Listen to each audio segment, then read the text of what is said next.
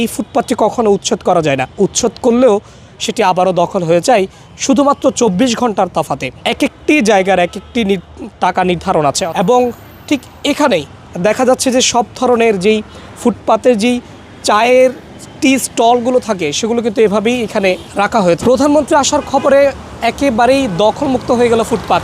চট্টগ্রামের যে কাজুদ্দুরি মোড় সেখানটার সড়কের পাশ ঘেঁষে যে ফুটপাতটা রয়েছে সেটি হরহামেশায় দখল থাকে।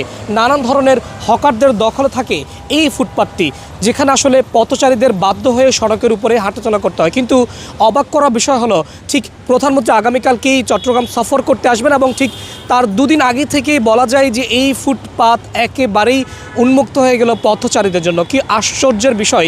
আসলে চট্টগ্রাম নগরীতে আমরা অনেকের সাথে কথা বলেছি, তারা যেমনটি বলছিলেন যে বারবার যদি প্রধানমন্ত্রী চট্টগ্রামে আসেন তাহলে হয়তো চট্টগ্রামে যে অন্যান্য ফুটপাতগুলো এখনও পর্যন্ত দখল হয়ে আছে সেগুলোও হয়তো উন্মুক্ত হয়ে যাবে। আমরা একটা বিষয় আপনাদেরকে একটু দেখানোর চেষ্টা করব। ঠিক যে চট্টগ্রামের কাজুদ্দুরি মোড়, অর্থাৎ আমার এই পাশেই রেডিসন ব্লু, যেখানে আগামীকাল প্রধানমন্ত্রী তার সফরে সাংগঠনিক সভা করবেন এবং ঠিক এখানেই দেখা যাচ্ছে যে সব ধরনের যেই ফুটপাতের যেই চায়ের টি স্টলগুলো থাকে সেগুলো কিন্তু এভাবেই এখানে রাখা হয়েছে, যেগুলো প্রধানমন্ত্রী চলে যাওয়ার পর আবারও সেখানে কিন্তু পুনঃস্থাপন করা হবে।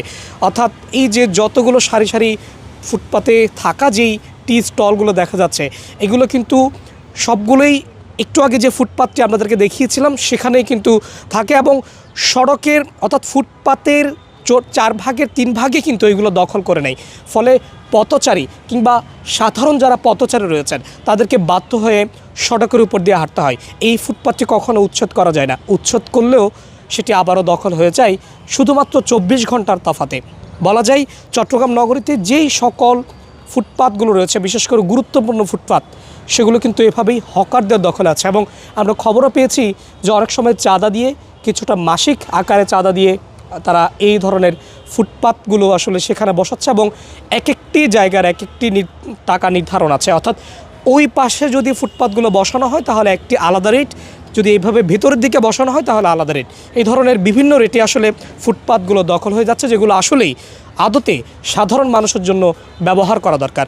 চট্টগ্রামে আগামীকাল প্রধানমন্ত্রী তার সফরে আসছেন এবং তিনি বাঁশখালী, হাটহাজারী সহ বেশ কয়েকটি জায়গায় তিনি যাবেন, বন্যা দুর্গত এলাকাগুলো পরিদর্শন করবেন। তবে সবশেষ তিনি রেডিসন ব্লু যেটি রয়েছে 5 তারকা হোটেল, সেখানে সাংগঠনিক সভা করবেন। তারপরে হয়তো তিনি ঢাকার উদ্দেশ্যে ফিরে যাবেন। তো সব কিছু মিলিয়ে এই ছিল আমার কাছে চট্টগ্রামে যেই প্রধানমন্ত্রী আসার খবরে ফুটপাত একেবারেই উন্মুক্ত হয়ে গেল, দখলমুক্ত হয়ে গেল, সেটার একটি চিত্র।